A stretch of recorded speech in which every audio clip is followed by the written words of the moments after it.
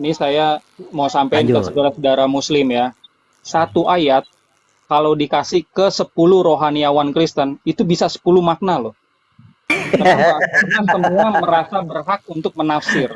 Sama nih, saya nggak melarang atau saya tidak Ya, menyalahkan ya tafsiran artinya saudara kita Muslim. bergemara lah, bergemara dalam hal baik. Oke, lanjut. Iya, iya, Oke, gitu. oke. Berarti pertanyaan yang sama saya mau tanya ke Bang Aldo. Nah, ini salah. Bahkan di terjemahan yang revisi LAI ini masih salah. Masih tertulis Tuhan di sini. Ini Oke, salah gitu. Karena oke. nggak sesuai Berarti konteksnya. indikasinya Anda sedang berkata begini, Tuhan tidak kelihatan, begitu kan? Iya, iya, iya. Oke. Lalu Yesus itu Tuhan bukan? Dia Kenapa kelihatan? Tuhan yang menjadi manusia. Oh, oke. Itu. Lanjut Bang Ali. Lalu yang dibangkitkan tubuhnya atau rohnya? Ya, rohnya masuk lagi, makanya dia bangkit gitu. Oh, Jadi tubuh insaninya itu dibawa ke surga, begitu Bang Ali. iya. Enggak, Bang enggak, Ali enggak. lambat ini terima Kagak, nangkapnya. kagak. Itu Masa tubuh Maliki, itu kamu dibawa ke jangan surga? nambah-nambahin Malikil. Enggak. Saat dia hidup itu dikatakan tubuh insani. Tapi begitu dia sudah wafat, 3 hari dikubur, rohnya datang kembali kok tiba-tiba jadi tubuh kemuliaan. Iya, ya itulah pembedanya gitu loh. Itu tubuhnya lagi setelah dia bangkit. Itu cuma istilah aja, cuma raga ya raganya dia gitu. Pada saat dia Artinya naik, ya begini kita Bang Ali, jadi potong dulu. artinya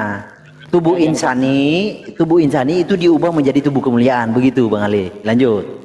Oh, Saya tuh baru tahu ya ada pengajaran kayak begini tuh dari dirimu gitu. Oke. Makanya. Yang mananya, Bo? Yang mananya? Yang mananya? Yang oke. mananya? Tapi gini, oke, saya tanya ke Bro Malikil juga. Nah, aku tanya. Nah, ketika Yesus berdoa, ya kan, dia kan berdoa kepada Allah tuh. Itu satu. Yang kedua, kalau kalau yang namanya Yesus itu sama dengan Bapa, Yesus itu dikatakan di Alkitab, Yesus itu taat sama Bapa sampai mati. Nah, saya tanya, kalau itu sama Bapa itu taat sama siapa? Kalau sama lo, jawab. Yesus taat sama Bapa, oke? Lalu Bapa taat kepada siapa? Iya, ya kan? Oke. Jadi gini ya.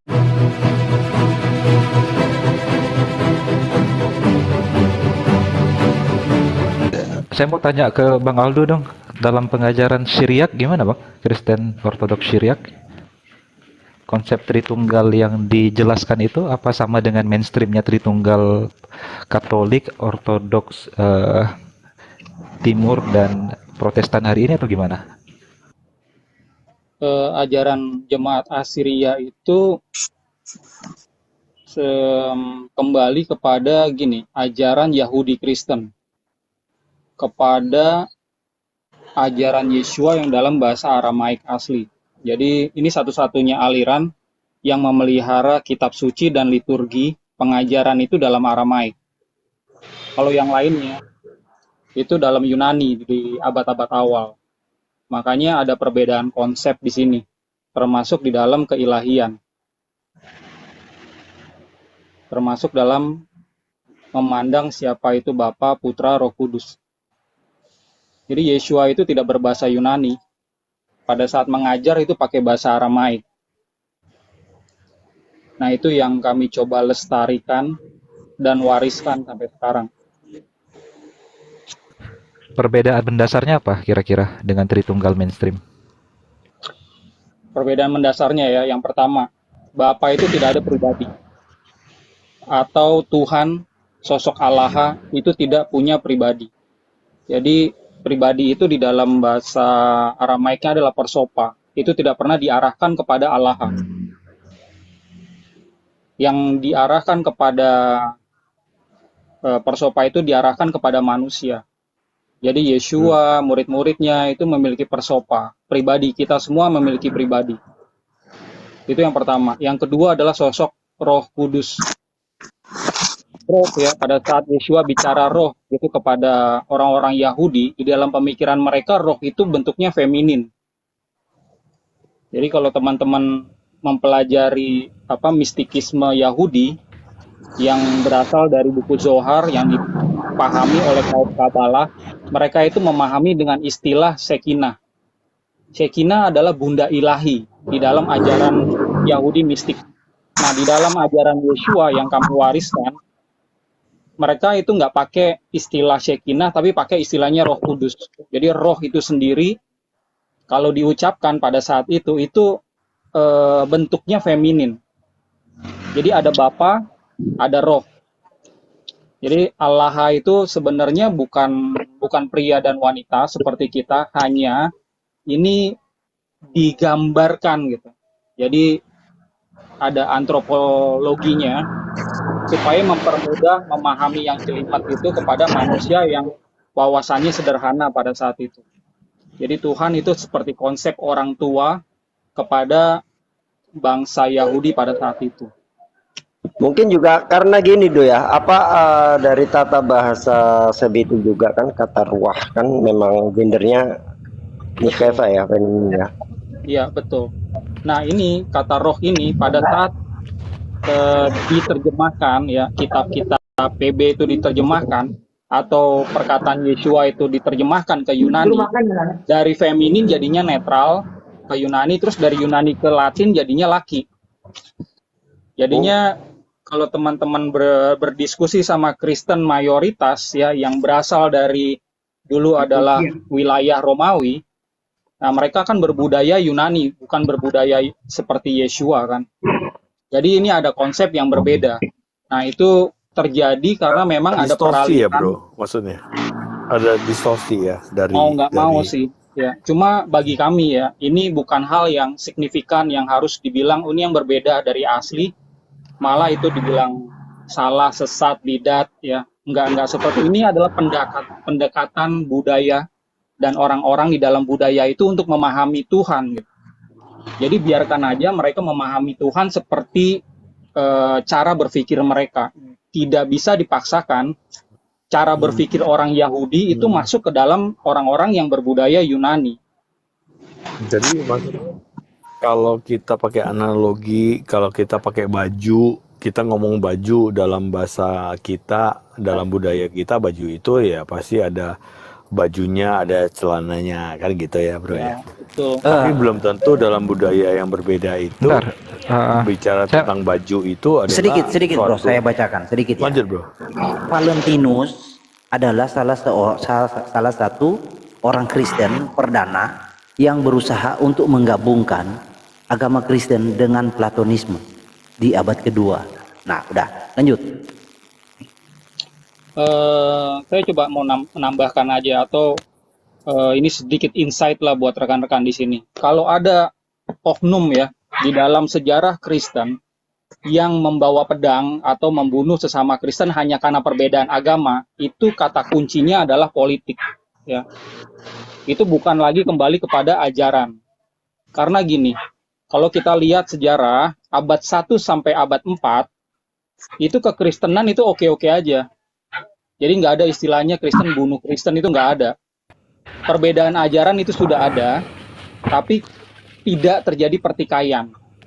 Gitu. Nah, begitu abad 4 ya, ada dikenalkan dekretnya Konstantinus ya 313. Itu membolehkan kekristenan itu sebagai agama yang berdiri sejajar dengan agama yang lain. Setelah itu kekaisaran malah memilih Kristen gitu sebagai agama kaisar. Nah, semenjak itu kalau kita lihat ya, dimulailah masa pentarki. Jadi tadinya ya yang namanya komunitas-komunitas Kristen itu semua berdiri sejajar, tapi begitu ada masa politik ini masuk, kekaisaran sudah memakai jubah Kristen, agama Kristen. Nah, itu udah masuk politik dia. Nah, itu muncullah istilah pentarki di mana gereja itu diurut-urutin. Ya, gereja yang paling utama adalah Roma karena memang wilayahnya itu ada di ibu kota wilayah Romawi itu sendiri. Urutan-urutan yang berikutnya itu diperebutkan sama gereja-gereja lain. Nah, kalau kita melihat di masa-masa inilah dimulai adanya peperangan. Jadi bukan karena karena saya ini Tritunggal, karena saya ini pengikutnya Arianus, karena saya pengikutnya ini, bukan. Tapi karena masuknya politik ini yang didukung sama kekaisaran tadi. Khusus tadi yang tadi dibaca sama saudara Malekil itu, Justianus, ya Justian, itu emang kaisar yang sebenarnya itu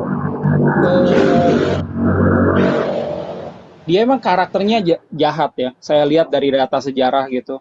Dan ingin turut campur di dalam pertikaian pengajaran kekristenan. Yang seharusnya dia itu sebagai pemimpin yang netral. Ya, ini ada pertikaian di dalam wilayahnya supaya aman dipertemukan, dan kalau udah hasilnya harus disepakati, ya saling menghormati. Harusnya itu kan seperti itu. Tapi ini enggak, malah di dalam ada konsili abad ke-6 ya, dia malah sudah merancangkan gitu. Sebelum konsili ada, dia malah merancangkan apa aja hasilnya. Jadi ada pemaksaan, setelah ada pemaksaan, ada pengucilan dan lain sebagainya. Tindakan bukan lagi ini masuk ke dalam ranah cacat logika, tapi cacat moral jadinya. Yang bertentangan sama ajaran Yesua itu sendiri. Katakan, maksudnya Kaisar Justin itu coba membalut agama itu menjadi Kaisar Justin itu hanya penerus, bro. Pemicunya itu sudah ada sejak zaman Athanasius dan Arius. Di abad ketiga itu sudah ada. Yang kita buka tadi di abad ketiga udah saling bonoe membonoe. Jadi Justin itu penerus dari spirit Athanasius. Jadi maksudnya yang Kaisar ini ingin membalut suatu agama yang Iya, karena dia sudah melihat peluang. Dengan peluang itu dia bisa melebarkan sayapnya, itu loh. Ya. Jadi mulainya si Konstantin memilih Kristen di abad 4 ya, masuknya politik itu karena dia tuh ngelihat gini. Pada saat perang ya, dia itu bisa menang bisa kalah. Nah, dia membutuhkan tentara yang berani mati supaya dia itu bisa menang di medan peperangan. Dan dia melihat orang-orang Kristen ini berani mati gitu untuk imannya. Makanya dia pura-pura dia gunakan Kristen itu sebagai suatu balutan agama untuk kekuasaan kan gitu kan. Iya, betul. Baca itu di bawah. Biarpun Malikil pakai data, tapi datanya bisa dibongkar kepalsuannya, data palsu katanya. Iya. Bang Aldo, tadi Bang Aldo bilang dalam Assyria yang hanya Bapa yang tidak memiliki pribadi. Yesus pribadi maksudnya. Enggak, Bapa, Putra, Roh Kudus ya. Keilahian itu satu kesatuan. Ya, itu tidak memiliki pribadi. Jadi kalau kita memandangnya itu sebagai knume. Knume itu aspek sudut pandang. Jadi kalau lihat rumah gitu, lihat dari atas, samping sama depan, itu kan beda-beda. Tapi rumahnya sama. Nah, itu cara pandang kami dalam melihat keilahian. Jadi artinya gini loh, bro. Artinya serigala yang nyerupa domba juga dikatakan domba kan, bro, pada waktu itu. Bisa nggak, bro? Padahal ya serigala, tapi dia menyamar sebagai domba. Mirip dengan modalistis tuh ya. Jadi kalau masalah keilahian ya, itu sudah maksudnya demi kekuasaan, demi posisi kuasa dan sebagainya. Bisa aja domba itu juga menyamar. Maksud calon tong apa? Maksudnya Bapak gereja maksudnya. Saya lagi menjelaskan Bang Ali ini tentang konsep keilahian yang Yesua utarakan. Jadi sebelum ada bapak-bapak gereja, sebelum masuknya kepolitikan di dalam sejarah gereja. Nah, kita harus perhatikan Yesua itu tidak berbahasa Yunani pada saat dia mengajar. Sebagai contoh ya, yang menjelaskan keilahian pada saat dia bicara di Markus 12 ayat 29. Dia bilang Shema Israel Maria Allahan Maria Kathu. Yang bisa menjelaskan satu persatu kata ini itu adalah jemaat Assyria. Yang lainnya dia akan tanya kepada jemaat Assyria, ini ngomongannya apa sih, artinya kata per kata ini termasuk kata kat. Di dalam bahasa Ibraninya ekat. Jadi ya pada saat saya menjelaskan pasti ada perbedaan nih. Karena kebanyakan nggak memahami atau tidak belajar Aramaik Inggris ya. Itu di kamusnya ada sebenarnya. Nah, yang dipelajari adalah perkataan bapak-bapak gereja pada saat mereka ini sudah menerima kitab-kitab di dalam Yunani gitu. Nah, di dalam penulisan itu saya pikir sih oke-oke aja ya.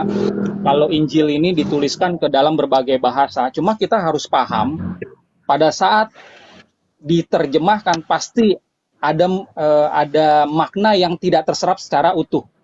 Itu pasti. Makanya saya kembali kepada ajaran yang asalnya ya, yang memang berbudaya Yahudi Kristen di awal. Nah, ini yang saya sampaikan kepada publik ya di Indonesia pada saat ini. Jadi kalau kita bicara kembali lagi tadi ya, kata ekat gitu. Mereka yang tidak mempelajari bahasa Aramaik Inggris, mereka akan memilih ya melihat kamus Yunani ke Inggris itu seperti apa. Padahal kalau kita perhatikan ya ada banyak istilah di dalam Aramaik begitu diterjemahkan ke Yunani itu udah beda. Apalagi begitu Yunani diterjemahkan ke Inggris. Jadi antara yang Inggris sama yang Aramaiknya ini udah beda. Nah, kata kat di dalam Aramaik itu ada dua makna. Satu dan each one. Satu dan each one di dalam bahasa Inggris gitu. Jadi jangan ditambah-tambahin gitu, jangan juga ya ada tafsiran-tafsiran yang lain. Nah, begitu ini diterjemahkan ke dalam Yunani, nah saudara-saudara bisa baca ada Yunani Inggris itu seperti apa. Boleh izin bertanya Bro Aldo sedikit Ya. Mengenai Yesus. Ya. Ketika kita lihat tadi kan Bro Aldo itu berpendapat melakukan suatu statement bahwa Yesus itu berbicara dengan Aramaik gitu kan.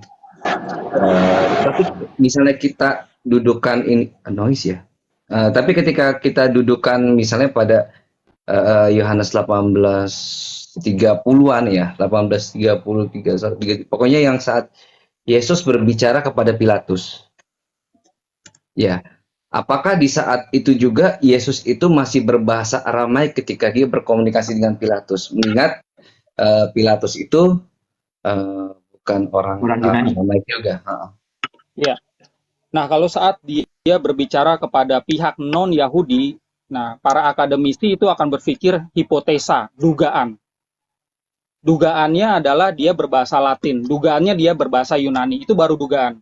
Tapi kalau berbicara kepada sesama Yahudi dalam mengajar atau sehari-hari itu bukan dugaan lagi. Itu adalah suatu kepastian dia berbahasa Aramaik. Ada beberapa data yang saudara-saudara bisa cek sendiri ya. Contohnya dari Jewish Encyclopedia. Nah, itu menulis kalau Jesus and his nearest disciple spoke in Aramaik. Berarti tidak menutup kemungkinan bahwa Yesus itu pun masih terbuka ruang dia tuh bisa berbicara dengan dialek lain gitu. Dengan bahasa yang lain. Iya, bahasa Tapi yang lain. kalau gitu. dialeknya, dialeknya adalah dialek Galilea. Oke. Berarti dengan bahasa yang lain, berarti masih chance terbuka itu bahwa bagi mereka yang menganggap bahwa Koine Greek itu lebih priority, mereka pun bisa menggunakan argumen seperti ini berarti. Gimana? Saya nggak ngerti pertanyaannya. Iya, kan gini, ketika Yesus itu dia bisa berbicara dengan bahasa yang lain di luar Aramaik, bagi teman-teman dari kekristenan yang menganggap bahwa bahasa Koine Greek yang digunakan dalam Perjanjian Baru itu lebih valid dibanding yang Aramaik gitu kan? Karena mereka juga menganggap bahwa Yesus itu masih mempunyai kemampuan lain. Dia nggak hanya berbahasa Aramaik, tapi dia juga bisa berbahasa Yunani. Makanya dalam Perjanjian Baru itu kodeks yang lebih akurat ya yang Yunani ini gitu loh. Tadi juga Bro Aldo kan menjelaskan ya. Iya. Jadi kalau kita berbicara tentang bahasa, itu kan ada dua, yang lisan dan yang tertulis. Satu-satu dulu kita bahas ya. Kalau bahasa lisan orang Yahudi di abad 1, termasuk Yeshua, itu adalah Aramaik. Di luar itu hoax. Ya, jadi kalau ada yang bilang Yeshua berbahasa Yunani dalam mengajar itu hoax, ya. Yeshua membaca Septuaginta di sinagoga itu hoax, ya. Bahkan saya juga berani bilang kalau Yeshua mengajar di dalam bahasa Ibrani sehari-hari juga itu termasuk hoax, ya. Karena bahasa Ibrani itu bahasa yang hampir mati pada saat itu. Ya, jadi begitu pulangnya orang-orang Yahudi dari Babilonia, mereka itu sudah mayoritas sudah nggak bisa lagi berbahasa Ibrani. Hanya sebagian. Nah, sebagian itulah mereka yang scriber ya atau rabi-rabi, para imam itu masih bisa. Tapi Sovereign. orang biasa itu sudah bisa berbahasa Aramaik seperti bahasanya orang Babilonia. Nah, bahasa ini Yeshua pada saat kita membaca ya di dalam kitab Injil kanonik, kata-kata Yeshua, kita harus punya dalam pikiran kita, dia ini berbahasa Aramaik, bukan Yunani. Jadi pada saat ada bahasa lain yang menyalin perkataan Yeshua, itu adalah terjemahan. Titik. Gitu. Nah, di dalam mencoba melestarikan bahasa ajaran Yeshua dalam bahasa yang lain, itu kita harus support. Ya. Mau itu Yunani, mau itu Latin, nantinya ke Arab dan lain-lain, itu kita harus support. Memang ada datanya seperti itu, ada ya kodeks-kodeksnya. Kita bersyukur di dalam kekristenan juga punya tradisi menyalin ini. Tapi ya kita nggak bisa menyatakan hal yang salah yang bertentangan sama sejarah. Jadi itu dalam bahasa lisan. Nah kalau bahasa tertulis ya, gereja-gereja kuno, ya yang saya sebut gereja kuno itu ada 3. Ya, Asiria, Katolik, dan Ortodoks. Ini adalah 3 gereja yang membuat Alkitab. Nah, dari gereja ini punya kesepakatan kalau Matius itu ditulis di dalam Aramaik. Cuman ya, yang Katolik sama Ortodok meyakini selain Matius, kitab PB yang lain itu dalam Yunani. Sementara Asiria, ya ajarannya yang saya wariskan sekarang, itu meyakini semuanya Aramaik. Ini ada perbedaan. Ini kalau dibahas bisa satu sesi sendiri. Saya hanya globalnya aja supaya rekan-rekan punya pemahaman dari sisi sejarah itu seperti apa. Nah, yang meyakini Lanjut. Yang meyakini PB Yunani semua itu adalah saudara-saudara Kristen yang alirannya baru muncul di abad 16 ke atas. Jadi contohnya adalah Protestan, terus Gereja Baptis, Calvinis, New Calvinis, Mormon, Advent, Pentakosta, Karismatik, dan lain-lain. Itu mereka mayoritas meyakini ini kitab PB semuanya Yunani. Nah, bukan mereka yang membuat kitab. Ya, bukan mereka. Mereka itu beli kitab dari toko atau sekarang ini download dari internet. Baik. Berarti tetap masih ada chance ya bahwa Yesus itu bisa berbahasa Greek ya, Bro Aldo ya. Saya sendiri sih di ajaran Asiria meyakini kalau dia itu bisa berbahasa yang lain selain Aramaik. Tapi masalah manuskripnya memang yang lain berarti hanya mentranslate ya dari Aramaik harusnya. Kalau saya lihat gini loh bro, kan Yesus tuh lahir pada timeline-nya. Kita bicara timeline Yesus. Bang Ca bisa dikencengin nggak suaranya, agak jauh suaranya. Oke. Jadi maksudnya timeline-nya Yesus kan, Yesus tuh lahir pada zaman siapa gitu. Timeline-nya. Jadi dia lahir itu sewaktu penguasaan Yunani kepada Israel itu kan. Dia lahir ibaratnya gini lah, analoginya dia lahir pada zaman Belanda. Ya, maksudnya ada sosok dia lahir daripada zaman Belanda, nggak mungkin dia nggak tahu tentang bahasa Belanda itu, karena dia lahir pada waktu penguasaan Belanda, kira-kira gitu loh kalau saya bawa. Maksudnya bilingual ya? Iya. Jadi Yesus yang lahir itu pada zaman berapa? 3 atau 6 sebelum Masehi itu, pada waktu itu kan Israel atau Yerusalem kan dikuasai oleh Greek gitu, Yunani, yang sudah sebelumnya gitu, Hellenistic. Karena dia Galilea. Nah, jadi dari kecilnya sampai dewasanya dia, pasti dia hidup dalam lingkungan penjajahan atau Language ya. linguistik dalam Kalau artian berbicara Galilea kan campuran itu, Bro. Galilea itu berbicara campuran. Jadi ada iya macam bahasa di situ. iya udah tercampur kayak ya saya katakan seperti kayak orang-orang nenek-nenek kita dalam zaman Belanda gitu loh. Lahirnya zaman penjajahan Belanda, pasti mereka bisa berbahasa Belanda. Sekolahnya juga sekolah Belanda, gitu loh. Iya. Ya kan? Jadi kita nggak bisa bilang langsung Yesus ini tidak bisa bahasa Oh, Yunani. salah. Tuhan Yesus bisa bahasa semua, Bro. Betul. Iya. Karena Enggak, saya nggak bilang gitu. Saya nggak bilang Yesus nggak bisa berbahasa Contoh kasusnya ya. yang lain. Contoh kasus Markus 7. Markus 7 ayat 26 kan dikatakan perempuan itu seorang Yunani bangsa Siro-Fenisia yang bercakap-cakap dengan Tuhan Yesus. Itu loh, itu contoh kasus loh. Dan ada banyak lagi. Artinya dalam ranah ritual tentu bahasanya bahasa resmi Hebrew karena teks-teks di situ memang saya kurang sepakat. Tuhan Yesus itu membaca Septuaginta. Saya nggak sepakat. Yang dibaca adalah tentang bahasa Hebrew ya. Itu ya. Jadi dalam ranah ibadah memang yang dibaca ya teks Hebrew. Dalam interaksi ya kadang Aramaik, kadang Hebrew, kadang Yunani. Tergantung kondisi situasi dengan siapa ya dia bercakap-cakap gitu loh. Iya, makanya tadi Latin pun bisa. makanya tadi gini bro Herdi, Cak Lontong sama Bro Aldo. Makanya tadi saya mengajukan premis saya itu ketika Yesus berbicara dengan Pilatus dalam Yohanes 18:30-an ke bawah ya, kalau saya nggak salah ingat gitu kan. Nah dia kan berbincang-bincang tuh tanpa translator, iya kan? Iya betul. Otomatis Yesus ini beradaptasi dengan bahasanya Pilatus. Latin. Nah gitu kan? Ya kecuali Nah berarti ada pandangan Pilatus itu sudah bahasa Yunani atau bahasa Aramaik ya. iya makanya. Tetapi Ini yang menjadi berarti masalah bro tentang nama di kayu salib itu ada Latin, artinya ya kan indikasikannya ke situ. iya Ibri kan. maksud saya gini loh.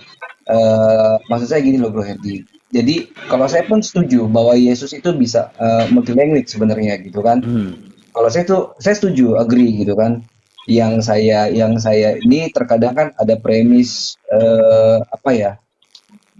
Ya maksudnya bahwa nggak bisa Yesus ini begini-begini gitu dalam bahasa yang ini harusnya atau Yesus Memang ini siapa yang berkata Tuhan Yesus itu Kristus itu membaca Torah dalam bahasa membaca Torah Septuaginta? Memang siapa yang bilang itu? Oh ada banyak dari banyak ortodok. Maksudnya?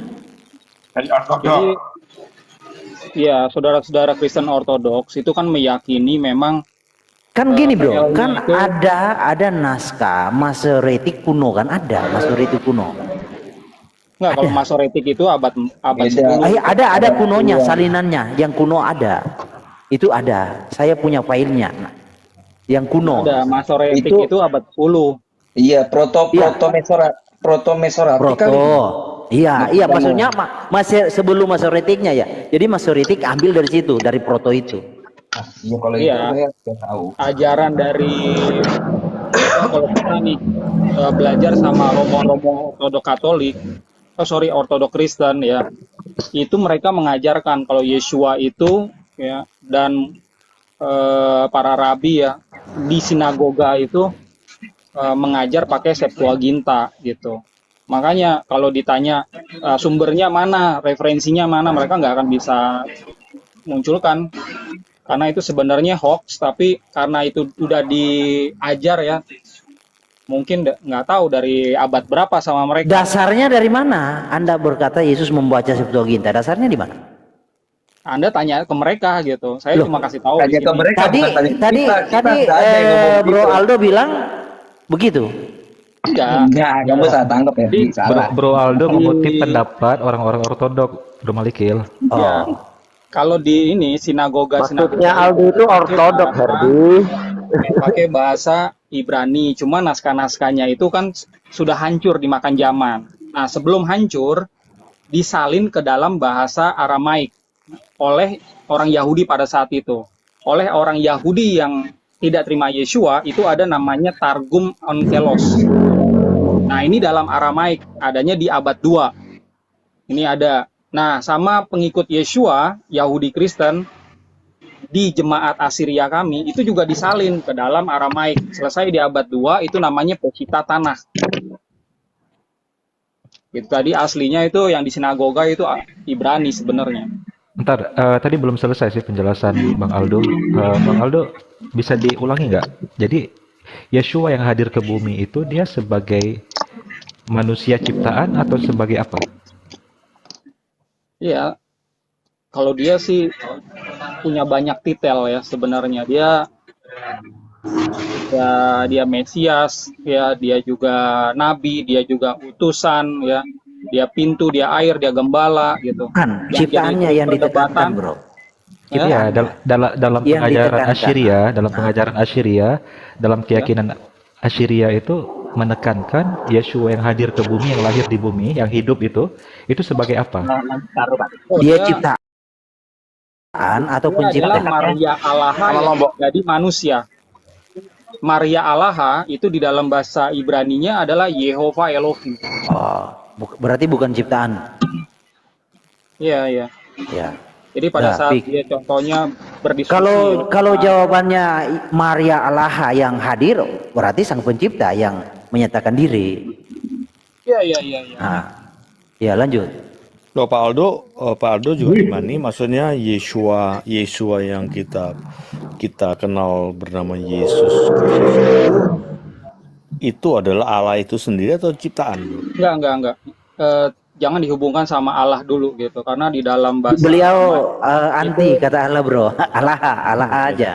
Oke. saya nggak anti ya, saya cuma cerita ini berdasarkan teologi yang Yahudi Kristen dan dari data sejarah ya, itu berbeda antara Allah dan Allah. Elohim aja, dengan dia Elohim aja atau Allah. Karena dia Yeshua menggelar itu berbahasa Aramaik, roh Allah itu kalau di dalam Yunaninya Theos, kalau di dalam Arabnya itu sebenarnya ilah atau ilaha.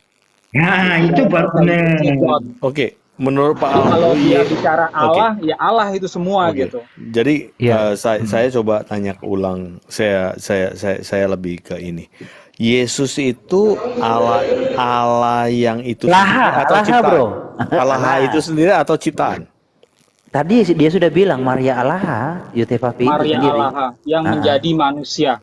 Oh, Allah bukan Yotefapi Maria sendiri. ibunya Yesus, bukan Maria di pintu. Iya. Beda Aramaik.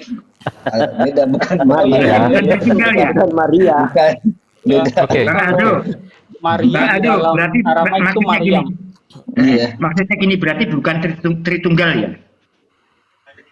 Ya, kalau konsepnya kami sebut menjadi Tlitayuta, bukan Tritunggal. Tritunggal itu yang ada di wilayah Romawi, Pak. Bahasa Yunani. Telita 3 yud 1. Itu menjadi 1 juga. Ya, Tlitayuta. Iya. Jadi maksudnya kurang lebih sama juga. Yesus itu bukan ciptaan kan? Atau Allah itu sendiri kan? Allah itu ya, betul nggak, bro? Bukan. Nih, ini saya kasih tahu simbol Tlitayuta kami itu kayak begini ya. Bentar.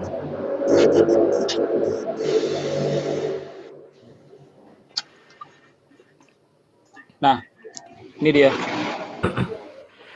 Ini Yod. Nggak kelihatan, Bro Aldo, ketutup itu. Mana gak kelihatan tutup itu, Bro Aldo? Oke. Ini Yod, ya. Hmm. Ini adalah He. Hmm. Ya, ini Yah. Yah. Hmm. Atau Yah. Yod, He. Nah, ini ada 3 di atas adalah aspek, bukan pribadi. Bapa, Putra, Roh. Terus ini 1 di bawah yang menjadi 1 manusia nih.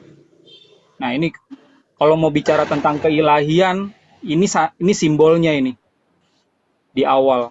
Ini bagi jemaat Yahudi Kristen ya. Beda sama kalau yang di bawah, yang di Romawi, itu mereka menyimbolkannya langsung pada salib gitu.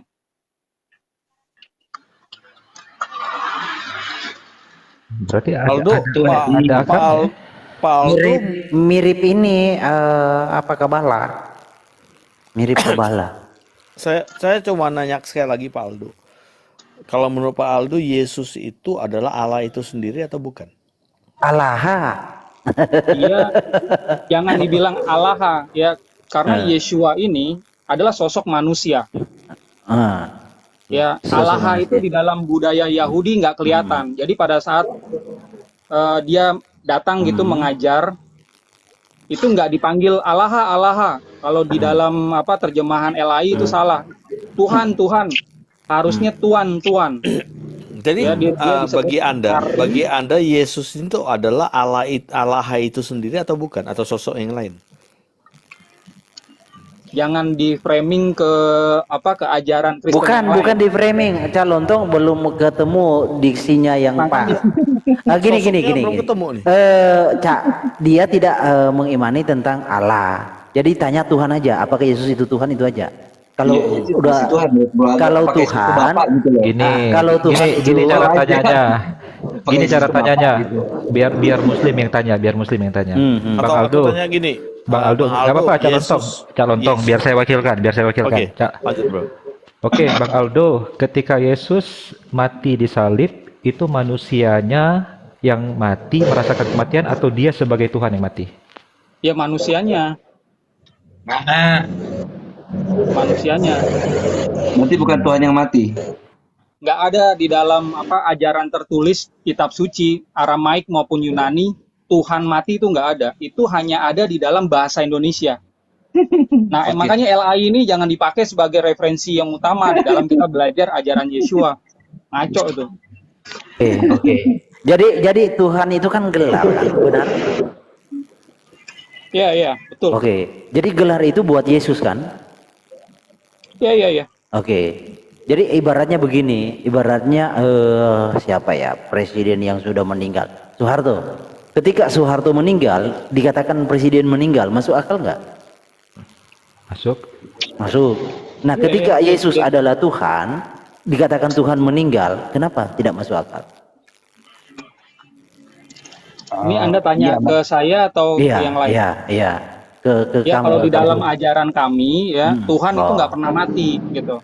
Allah Oke. sekali lagi, Hmm. Allah itu adalah the source ya, dia sumber Oke. kehidupan. Berarti ada dua Nggak esensi pernah dong. mati sedetik Iya. pun nggak pernah mati. Ada dua Dia nggak Tuhan dong. kelihatan. Bukan Nah, dua dia Tuhan. pernah wujud. Ini Jadi jatuhnya kepada ini dua natur ini jatuhnya. Iya, dua Ah, esensi. Konseling Warnanya berarti Anda Nestorian, Bro. Benar? Orang bilang kami itu Nestorian. Oh iya. Oke, kalau Nestorian benar. Ya emang disebutnya gitu. Iya, kalau Nestorian ya benar, yang mati ya Nestorian itu mirip-mirip Tritunggal, yang meninggal itu adalah kemanusiaannya, bukan keilahiannya. Itu Nestorian dengan Tritunggal mirip. Bedanya kalau Nestorian itu tidak mengakui Theotokos. Ya, kalau Tritunggal mengakui Theotokos, ya, itu bedanya. Oke, lanjut. Berarti kesamaannya ada roh insani juga berarti dong ya, bermanfaat. Kesamaannya iya, betul, ada roh insaninya. Nggak Betul. ada istilah roh insani. Oh, nggak ada. Roh itu nggak ada. Ya, jadi kalau kita bicara tentang roh, Oh, sekali lagi, roh beda di lagi dalam nih. di dalam Aramaik itu artinya adalah angin. Menurut Anda, roh yang di dalam Yesus itu roh siapa? Roh ilahi atau insani? Jadi jangan dibilang ada dua macam roh seperti itu. Enggak. Roh Kita itu adalah roh Allah. hanya mau menjelajah, Bro. Menurut Ya. Anda, yang ada di dalam diri Kristus itu hanya satu roh ilahi atau ada roh insaninya? Ya, ilahi. Ya. Ilahi. Oh, berarti Bro Nestorian yang jenis yang lain juga ya? Karena saya kalau sepengetahuan saya, Nestorian itu ada roh insani, ada roh ilahi. Itu loh. Nggak tahu tuh Nestorian Kalau mana oke, itu. Iya.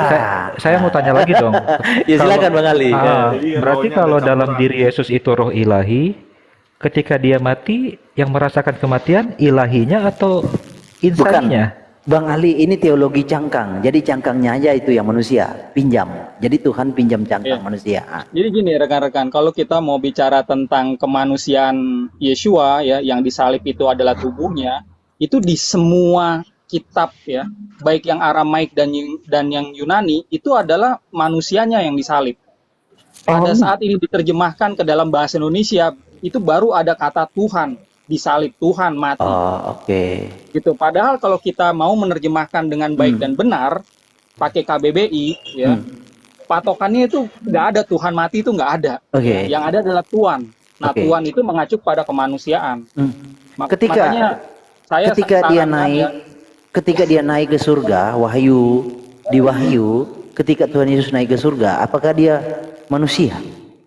ya kalau udah di sana udah tidak memakai raga jasmani. Nah, lagi. kalau dia tidak lagi memakai raga insani, kenapa dia mengakui aku telah mati? Iya, memang dia udah mati kan? Dia Iya, sempat maksudnya. mati. Jadi pengakuannya di surga itu pengakuan dasar keilahiannya atau dasar kemanusiaannya?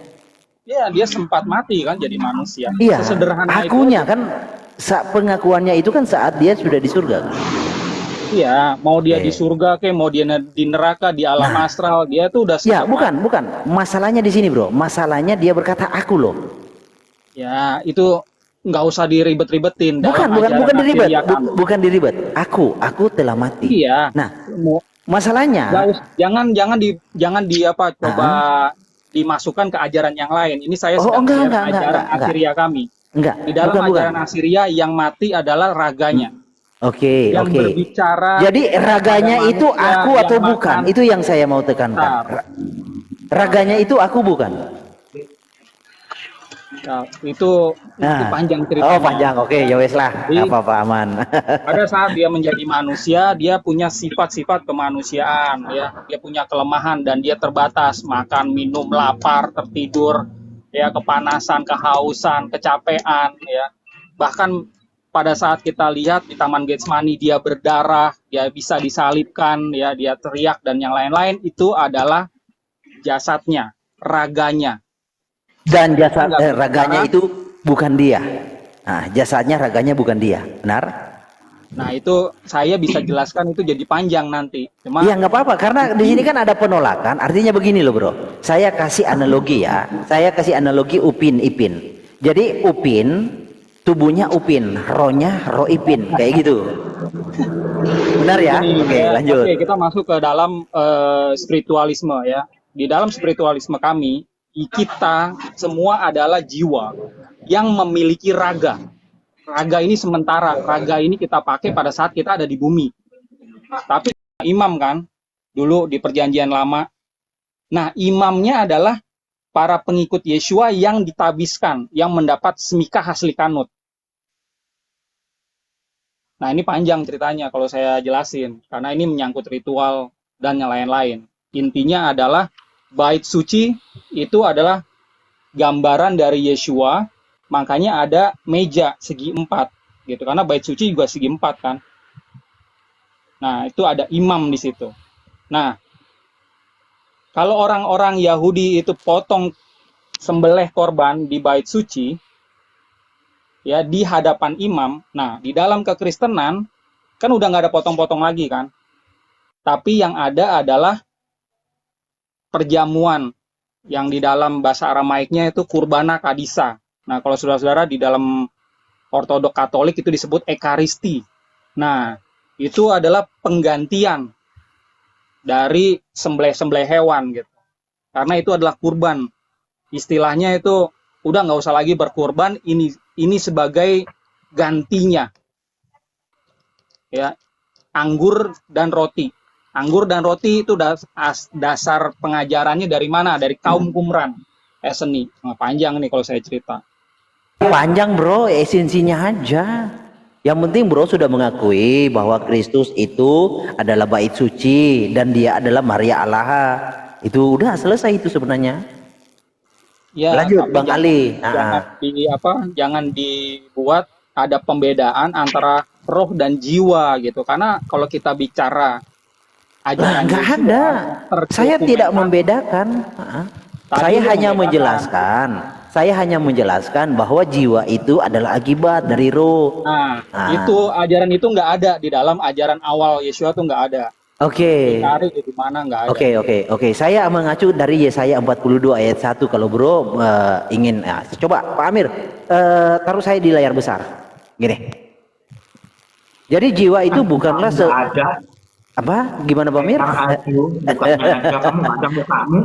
Gini, hen abdi etma bow behiri resata nafsi. Tuh, jiwaku, nataati ruhi jiwaku dan rohku. Tuh, nafsi dan ruhi. Tuh.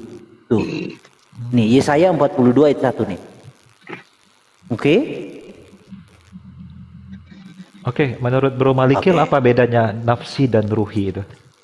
Jadi jiwa itu adalah kesadaran, bro. Tetapi bukanlah entitas yang lain dari roh itu, bukan. Akibatnya, ibaratnya begini, Bang Ali. Apakah perkataan kita itu adalah entitas yang lain di dalam diri kita? Enggak. Perkataan kita adalah akibat dari roh kita. Kenapa? Karena ketika orang meninggal, dia tidak bisa berbicara, kan? Jadi orang bisa berbicara karena ada rohnya. Orang bisa berpikir karena ada rohnya. Orang bisa berjalan karena ada rohnya. Jadi roh semua yang menjadi mesinnya. Jiwa itu adalah kesadaran akibat dari roh itu loh.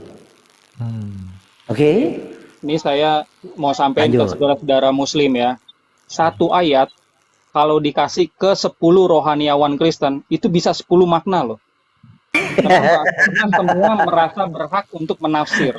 Sama nih, saya nggak melarang atau saya Ya. tidak menyalahkan ya tafsiran. Artinya kita bergemara dalam hal baik. Oke, lanjut. Iya, Oke, gitu. oke. Berarti pertanyaan yang sama saya mau tanya ke Bang Aldo. Itu kan memang ada dua kata yang berbeda, ada nafsi dan ruhi. Apa perbedaannya, Bang Ya, Aldo? nafsi itu kalau di dalam pemikiran Yahudi pada saat itu adalah nafas gitu. Jadi antara jiwa Nyawa dan berarti ya. ya nafas gitu. Ya, kita kembangkan setelah zaman itu baru berkembang. Ada jiwa, ya ada nyawa, ya ada roh. Itu belakangan berkembang kata itu. Awal-awalnya itu sederhana. Pokoknya ada ya raga sama yang kasar ini yang disebut roh ini gitu.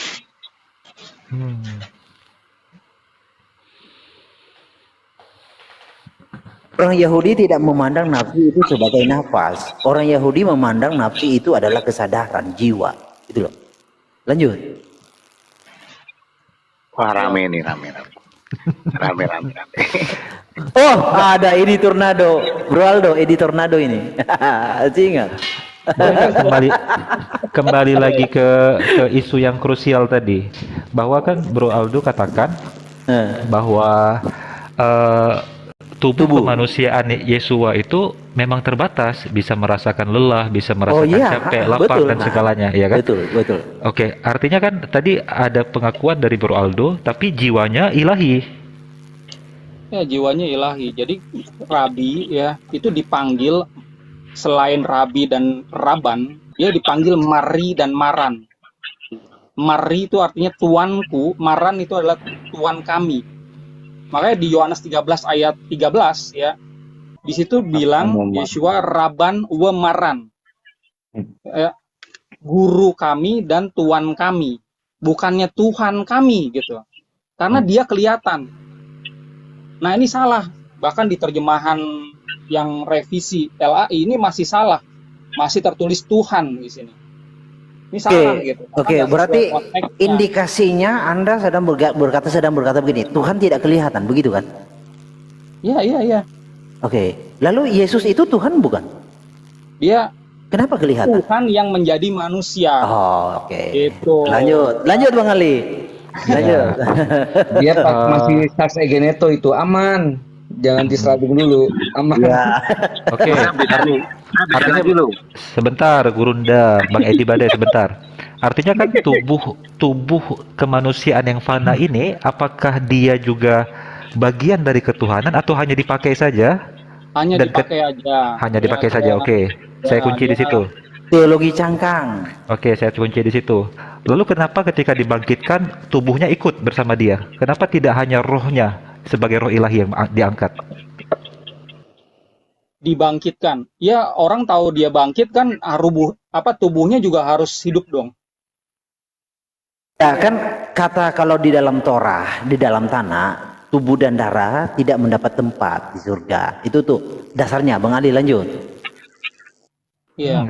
Tadi Jadi kan pada saat dia mati kan dikuburkan. Ini raganya yang dikubur, tapi rohnya itu yang nggak ada di sana.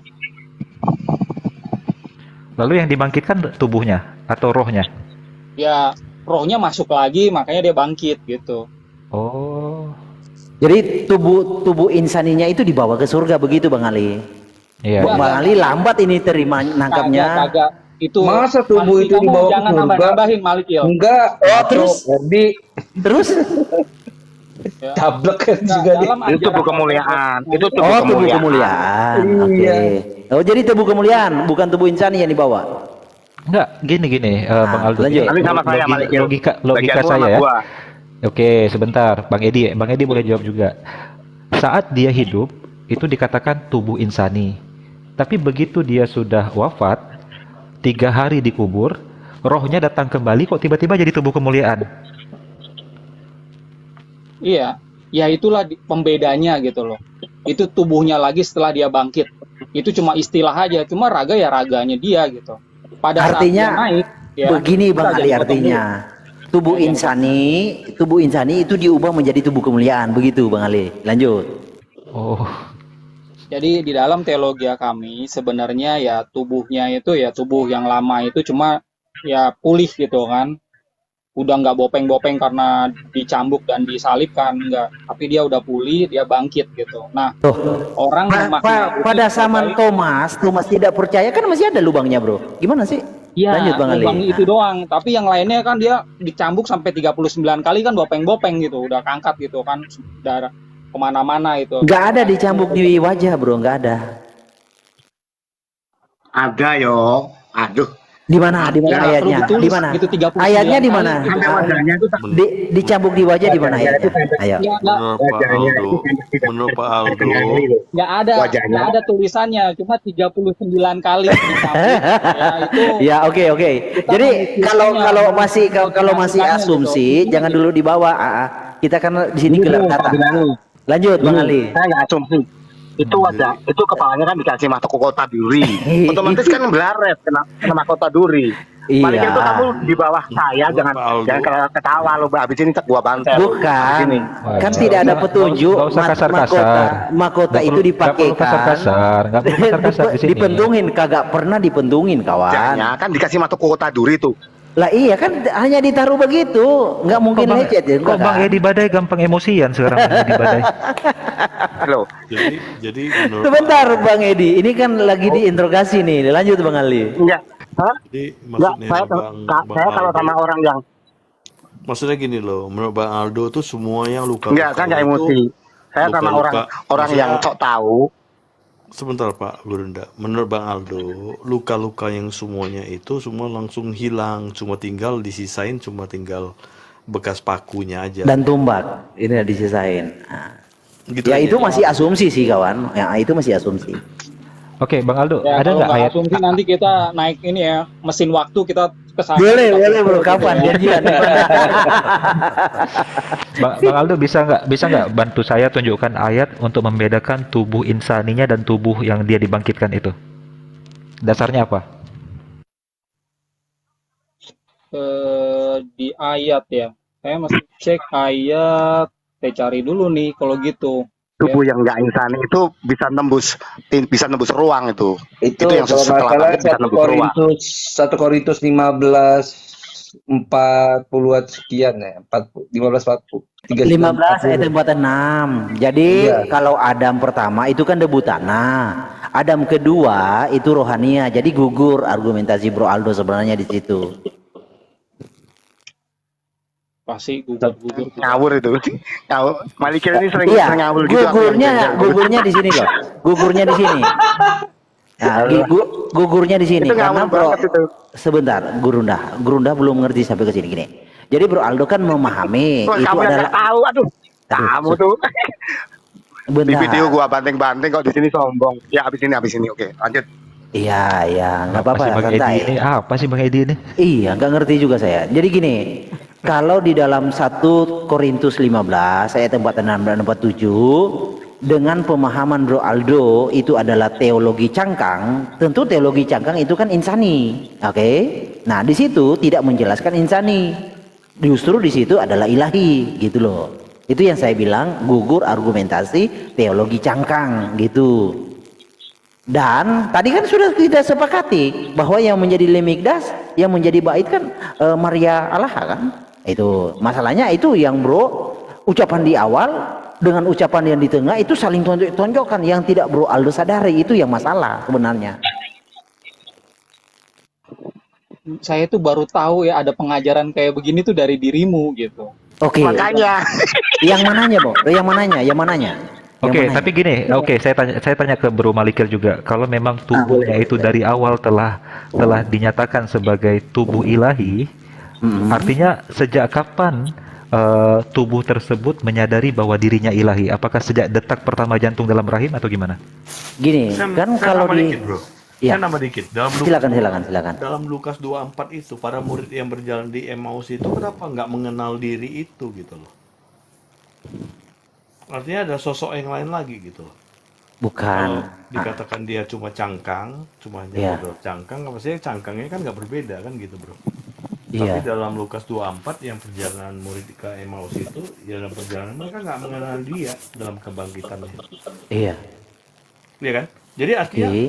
bagaimana tubuh ini gitu loh sampai nggak dikenali sama muridnya? Apakah dia menjadi sosok yang lain atau bagaimana? Bro? Enggak. Silakan. Ini yang Bro bertanya kepada siapa? Pak Aldo bro. Oh. Sebentar, Bang Ali tadi tanya apa ke saya, Bang Ali?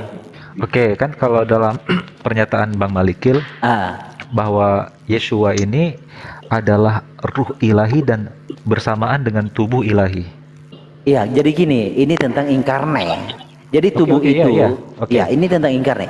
Tubuh itu adalah inkarne dari roh itu. Jadi roh yang ilahi itu, ya yang disebut Maria Allaha. Maria Allaha itu kan eksistensinya roh, ruah. Nah, ruah itu yang inkarne menjadi terlihat, yang menjadi daging, itu loh. Oke. Artinya kan dalam hukum biologi yang sangat baku bahwa setiap tubuh itu kan berkembang. Oke. Mulai dari fase rahim, Iya, fase dilahirkan, benih oke. lah, benih lah. Oke, dari benih lah kita katakan. Kesadaran logosnya itu sejak kapan? Kesadaran logos maksudnya menyadari dia itu logos atau Ya, apakah sejak awal dia sudah memang? iya, tidak gini. Jadi Bang Ali begini, tidak ada di dalam pemahaman Alkitab Yesus itu pernah off jadi Allah, jadi Allah, Elohim. Tidak ada dalam Alkitab pengajaran Yesus Kristus pernah off jadi Elohim, pernah off jadi Adonai, pernah off jadi Avenu. Enggak ada. Dia lahir di dalam rahim, ya, Ruah Hakodes, membentuk janin, lalu lahir menjadi bayi. Tetap dia itu adalah Elohim, tetap dia Adonai, tetap dia adalah Avenu. Tidak ada fase pensiun atau fase off, tidak ada. On terus. Sampai dia mati pun dia tetap on, nggak ada fase off. Artinya walaupun dia terikat hukum alam sebagai tubuh kemanusiaan, betul. Makan. bertumbuh, Jadi Anda kan pasti menggiring tidur. begini. Berarti Elohim makan, ya. Elohim minum, ya. Elohim tidur, ya. Poinnya semua. Ketika Anda menanyakan sesuatu yang bukan berbasis dosa, ya pasti itu ada dasarnya dalam Alkitab. Bisa dijawab. Artinya kan tegas mengatakan sejak awal memang dia sudah Tuhan, Bang Aldo. Iya, karena kan di dalam Lukas 2 ayat 10, ya hari ini telah lahir bagimu Kristus Tuhan di kota Daud. Ya. Aduh, jangan pakai lai. Enggak apa-apa. Saya juga punya. Bukan, saya punya Hebrew juga, Bro. Nah, untuk Brit Kadasa ya, untuk perjanjian baru saya punya Hebrew. Jadi Boleh. Adonai juga. Jadi di dalam Lukas 2 itu Adonai, bukan Adon ya. Oke, lanjut. Iya, bahkan dia sudah dinubuatkan dalam Yesaya 95 itu. Telah lahir bagimu seorang. Saya kapan nih? Saya ngomong nih ya. Kalau mau lebih tegasnya sini nih. Nih. Mesias itu adalah Yotevave ini tegasnya. Jadi Mesias itu kan berbicara adalah bait kan. Nih. Ini Lukas 2 ayat 26. Mesia Yod He Vav He. Tuh. Ini Lukas 2 ayat 26. Kalau terjemahan Indonesia tentu ngawur. Ya. Nggak cocok. Nih, ini Hebrunya. Terjemahan Indonesia-nya apa, Bro Malikil? Aduh, kacau, Bro. Coba kita lihat ya. Lukas 2 nomor berapa? Herdi? 26. Terjemahannya bergeser jauh, bergeser hampir 1 kuintal, Mawet Besarem Yire Mesia Hashem. Ya, Hashem. Habis ini saya ya. Bentar dulu, nih. Dan kepadanya telah dinyatakan oleh Roh Kudus bahwa ia tidak akan mati sebelum ia melihat Mesias, yaitu dia yang diurapi Hashem. Nah, bergeser kan? Jadi Mesias itu diurapi Hashem. Padahal di dalam originalnya, Hebrunya, Mesias itu adalah Hashem. Tuh, itu bedanya. Jadi bergeser maknanya. Jadi seolah-olah Mesias itu diurapi Hashem. Tapi nggak masalah sih. Buat orang mengerti nggak masalah. Tapi kalau buat orang yang nggak mengerti, jadi menjadi 2 oknum di sini. Ya, lanjut. Ini dalam bahasa Aramaiknya nih. Ya, Ya, coba, Bro. saya juga lagi ngecek nih. Kalau Aramaiknya apa, Bro? Coba. Monggo ditampilkan. Coba besarin Pak Amir, punya Bang Aldo. Iya, kita uji satu-satu Ini per teks ya. Naskah awal itu yang ada adalah Aramaik dan Yunani. Kalau naskah PB Ibrani itu baru ada mulai abad 16. Dan yang Ibrani modern Abad sekarang 16? ini ya abad 16 itu baru ada. Terus kalau yang belakangan-belakangan abad 19, abad 20, 21 ya, itu diterjemahkan dari Pesita kami yang berbahasa Aramaik ini. Nah, ini Lukas 2 ayat 11. 11 apa 26? 26. Sama 26. aja. Nah, boleh 11 juga. 26 itu sama. 11 juga. 211 sama. Ini dalam bahasa Aramaiknya, yang atas, ini bahasa Inggris yang bawah, ya. For unto you is born Yawauna, atau today, in the Madinte, the David, city of David, ya. The Paruka, Savior, who is Maria Mesiha. Ini jelas ya, Maria Mesiha. Maria itu adalah sekali lagi YHWH. Mesiha itu adalah the anointed one atau Ya, Mesias jadi dalam bahasa Indonesia. Lukas 211 Maria ya, Bro? Ya, Maria Oke. Mesiha. Oke, Karena udah. kemungkinan yang kamu baca itu dari sini gitu aslinya. Nih, Iya. Tuh, yang dengerin 26. Her. Di Bet Hadasa berarti ngambil dari situ. Pesita. Iya, artinya kan YTVP udah diverifikasi jelas sudah. Ya, ayat 26. And it was told unto him from the Ruka the Kutsa. Ini Aldo Ruka digiring the sama Kutsa itu Herdi nih, spirit of Bro. holiness atau Roh Kudus, ya. That he wouldn't see Lu jahat, Jangan Her. jangan begitulah, until Bro he Moto. would see Lu jahat, Her. Tika the Maria. Nah, ini Nah, beda. Maria juga kan? Nah, udah terus game over. Udah. Belum. Silakan, Bro Edi Badai, apa argumentasimu? Monggo, silakan. Kamu bawa teks apa? Oke, Babilonia? enggak baru. Oke, sip, sip. Apa yang Saya kamu mau bawa? tanya aja. Saya mau ngomong dulu ya. Gini, Oh. jadi Bro Malikil ini luar biasa. Dia tuh memakai kata ehad. Jadi sebenarnya Bro Malikil ini sama Muslim sama. Tuhan itu tauhid, ya kan? Cuma tauhidnya Bro Malikil ini Jangan versi nyenggol lah. Alkitab. Kita bahas Nah, saya mau Kristen di tanya sini. nih. Jangan nyenggol. Nah. Oh iya. Loh, Ya, saya nggak oke. boleh ngomong, Bo. Bukan, Kalau jangan saya dibatasi nyenggol. ngomong, saya nggak ngomong loh. Kita lagi bahas Kristen, jangan Oh, nyenggol. nggak Gitu. Lah iya. Oke. Gak apa-apa, Enggak, Bang saya Malikil. lagi- Bro lagi Malikil gak apa-apa, mendengar bebas, kamu, kan? bebas. Oh, siap. Bebas. Oke. Loh, Udah. bebas. Udah Nah, lampu saya mau hijau tanya, nih. Bro. Oke, lanjut. Oke, saya mau tanya nih. Hmm. Ketika Yesus ada di bumi, Hmm. Bapa yang di surga itu tetap ada apa tidak? Nah, kan Bro memahami bahwa Enggak, dua saya tanya ada apa tidak?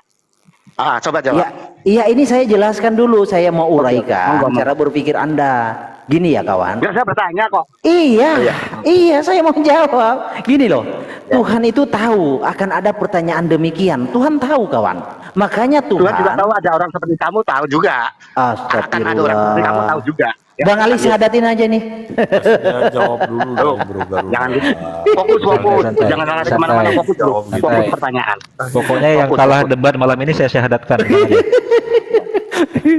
Iya gini, jadi Bang Gurunda. Santai aja. Iya, Wong ini saya lama- santai. Lama kok. KO, Aduh. sudah KO. Iya. Jadi gini Bang Gurunda.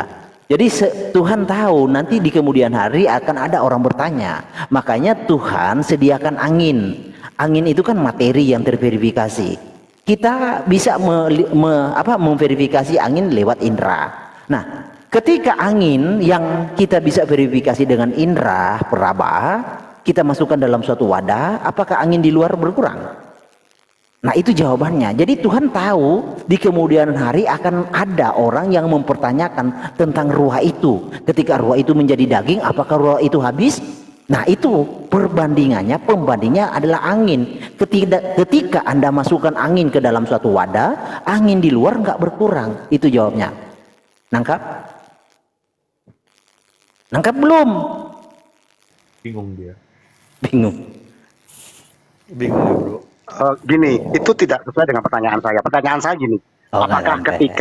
ketika yang menurutmu Bapak itu menjadi Yesus, Bapak nggak ada jadi Yesus, atau Bapak tetap seperti semula ada? Itu Pertanyaan saya dijawab begitu. Malikil Kan tadi. sudah dijawab tadi. Gimana sih? Angin dimasukin ke dalam balon atau mengurangin angin itu? Berarti Mbak?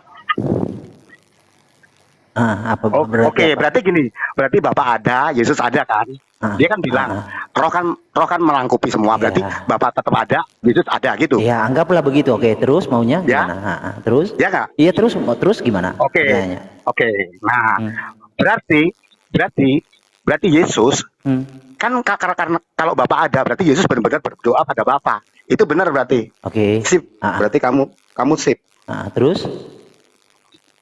Benar kan? Berarti Yesus Iya, itu iya. berdoa kepada Monolog, Bapa. monolog. Ada Yesus di bumi, Iya, Yesus berdoa berdoa pada rohnya. Allahnya. Iya, rohnya.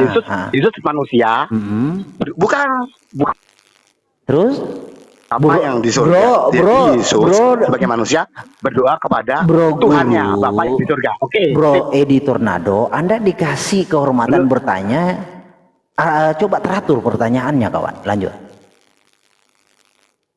Oke, pertanyaan saya tak ulang ya. Apakah ketika Yesus di bumi, Bapa itu tetap ajak sebagai Allah di sana, dan Yesus yang sebagai manusia itu menyembah Bapa yang di surga? Itu pertanyaan. Oke, sebenarnya saya sudah jawab. Mungkin Bro nggak nangkap jawaban saya. Mungkin Cak Lontong mau bantu jawab, Bro? Anggap saja saya nggak nyangkap. Ya, silakan Cak Lontong. Udah dijawab tadi loh. Dan berarti kan ada bilang ada Yesus, ada Bapa toh. Jadi, Yesus yang manusia dia menyembah Bapa yang Tuhan yang di surga. Oke. Jadi Bro Malikil tadi menganalogikan tentang angin. Angin itu kamu masukkan ke dalam wadah. Misalnya wadahnya balon nih. Kamu kurung angin itu dalam balon. Apakah mengurangi nggak tentang angin itu? Jawab Malikil tadi tuh jangan jelas itu. Artinya apa? Bapak itu Iya, hadir. makanya dia tidak iya, bisa makanya, dibatasi. tapi Jadi kenapa dalam arti Malikil? gini, Kenapa? sebentar, Bro. Oke. Dia nggak bisa dibatasi meskipun dia dalam wujudnya inkarnasi dalam Betul, wujud, aku dia setuju. tetap Dia hetero hadir. omnipresent kok. Omnipresent. Nggak ada yang bisa Hetero membatasi omnipresent itu dia. namanya. Tapi, oke. Tapi satu sisi Malikil bilang, ketika Yesus berdoa kepada Bapa, Bapa itu hanya kiasan. Nah ini yang lucu. Dia abu-abu dia. Oh, maksudnya Bro Edi Badai ketika Yesus sebagai manusia berdoa kepada Bapa itu berdoa kepada siapa, Cak Lontong? Gitu maksudnya. Oke, kan sudah dijawab tadi. Dia bilang Bapak itu kiasan. Bapak hanya kiasan, dia bilang. Itu teologi ngawur. Bukan, Bapak bukan kiasan, Bapak itu gelar. Bapak itu terangkan tak bisa terangkan. Aduh, ini Bro kacau sekali. Coba belajar sama Bro Aldo tuh, diskusinya santai. Bro, saya ini santai tuh. Aku tanya, Bro, ketika Yesus berdoa, Bapak kan benar-benar ada tuh. Kamu bilang tadi, itu tidak terbatas. Nah itu kan berarti benar. Saya hanya bertanya satu saja. Saya hanya bertanya satu saja. Kamu pernah nggak bicara Aduh, Anda belum jawab kok tanya. Masalahnya kamu nggak menangkap. Kelihatan kalah kan? Oh ya udah saya kalah. Oke, saya kalah. Bang Ali lanjut, saya kalah Bang Ali. Nah, lanjut. makanya ngaku aja. Saya mau tanya dong, boleh nggak? Saya punya pertanyaan yang mengenai tadi Lukas tuh. Boleh. Sama Bro Herdi sama Bro Aldo. Ke Gurunda dulu lah, Bang Moto. Ya, saya bantu tanya Bang Gurunda. Bang Malikil tadi mau bilang gini, apakah Bang Edi Badai pernah bicara untuk dirinya sendiri? Pernah bicara Kalau saya dalam hati berbicara enggak? pada diri sendiri, Pernah orang nggak? gila nggak pernah. Nggak Oh, nggak pernah lah pernah. orang gila Oh, itu. ya berarti Nggak bro, pernah. bro itu nggak Orang punya, gila itu mah. bukan, bro nggak punya insting bro. Orang yang punya insting itu pasti. Nah, ya ini hanya orang teknik yang mengerti. Kalau bukan orang Ya, teknik nggak ngerti. ya anggap saja dia nggak punya insting. Saya itu ganteng bukan insting. Saya itu ganteng bukan insting lain-lain. Jadi gitu. Saya nggak pernah ngomong sama diri sendiri. Ya, Bang Itu Edi, dia orang Bang gila Edi, itu. Bang Edi. Jadi maksud Bro Malikil dan Yuk. Cak Lontong, ketika ada ayat yang menjelaskan Yesus berdoa kepada Bapa, itu Yesus sedang berbicara kepada dirinya sendiri. Nah, tadi dia ngomong Bapak tetap ada, di sisi lain dia bilang berarti Bapak nggak ada. Nah, itu namanya abu-abu. Dia kalahnya sama saya di situ, nggak jelas tuh. Bro, Makanya, bro Apanya yang Brunda nggak tabrakan? ngerti. ayo coba Gini yang, gini, yang benar pelan-pelan ngomong. ya. Coba saya jelaskan pelan-pelan. Gini ya, saya kan pakai analogi angin nih, ya. Jadi ketika Terangkan, terangkan sebentar, kehabisanmu. udah, saya jelaskan yang sebenarnya. Sabar, Bang Edi, ganti-ganti Iya, bicara, sabar. Bang Edi. Iya. Jadi Allah itu roh, Elohim itu roh keberadaannya, ya. Elohim itu roh keberadaannya. Roh itu ketika dia inkarnasi, roh itu tidak berkurang. Jadi berbicara teologi tentang Tuhan, tentang roh, ya, bukan berbicara teologi bakpao. Ibaratnya 10 bakpao diambil 5 sisa 5. Tidak begitu. Jadi ketika Allah Elohim yang adalah roh itu inkarne menjadi daging, roh itu tidak berkurang. Nah, roh itu yang disebut Kristus adalah Bapa. Itu loh. Oke, paham? Paham belum? Oke, berarti oh, oke, aku terima. Nah, aku tanya. Nah, ketika Yesus berdoa, ya kan, dia kan berdoa kepada Allah tuh. Itu satu. Yang kedua, kalau yang namanya Yesus itu sama dengan Bapa, Yesus itu dikatakan di Alkitab, Yesus itu taat sama Bapa sampai mati. Nah, saya tanya, kalau itu sama Bapa itu taat sama siapa? Kalau sama lo, jawab. Yesus taat sama Bapa, oke? Lalu Bapa taat kepada siapa? Iya, ya kan? Oke, jadi gini ya. Kalau itu sama lo. Ya, Ayo jawab. oke. Gini, Oh, jadi di silakan. dalam Jawaban Alkitab, satu. oke, gini saya jawab. Di dalam Alkitab tidak ada yang lebih tinggi dari Tuhan. Jadi ketika Tuhan contoh ya, saya kasih contoh ya. Ini kalau bro nggak ngerti itu udah keterlaluan. Ketika Tuhan bersumpah, Tuhan tidak bersumpah kepada siapa yang lebih tinggi darinya, tapi Tuhan bersumpah demi dirinya sendiri karena tidak ada yang lebih tinggi darinya lagi. Ya, saya harap Anda mengerti dengan jawaban saya. Kalau nggak ngerti ya udah, saya menyerah. Tapi menarik tadi argumennya Bang Edi Bada ya. Apa tuh yang menarik? Yang mananya bro? Coba. Oke, ketika dia katakan Yesus menyatakan ketaatannya sampai mati kepada Bapa. Oh, oke.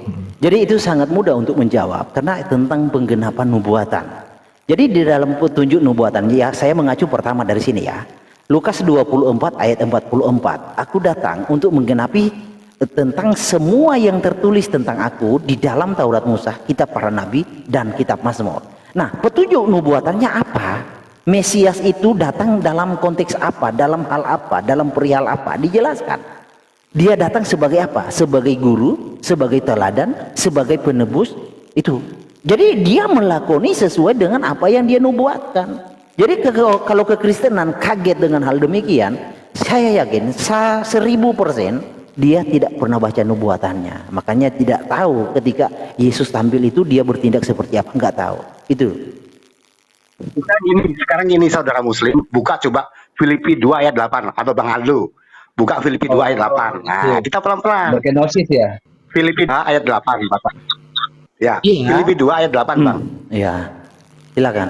Filipi Ya, 2 ayat dulu. 8. Oke, sambil kita tunggu Filipi 2 ayat 8, berarti Bro Malikil termasuk rintihan dia ketika disalib terakhir kalinya itu memenuhi nubuatan juga ya? Iya, jelas kawan. Kan nubuatannya di dalam Sakaria 12 ayat 10. Bapak yang ditikam di sana, Yotefape. Ya, bisa. 2 ayat 8. Bisa. Sakaria 12 ayat 10. Bisa kita cek itu, bro. Enggak, Filipi 2 ayat 8, jangan kemana-mana dulu. Oh, Filipi 2. Filipi 2 ayat 8. 8. Mau saya buka sebentar. Iya, silakan. Baca. Nih, Tolong baca ya. saya coba. Filipi 2 ayat 8. Bantulah Her, Ini kita ke kasihan. Kolose 1:15. Dan dalam keadaan sebagai manusia, ia telah merendahkan dirinya dan taat sampai mati, bahkan sampai mati di kayu salib.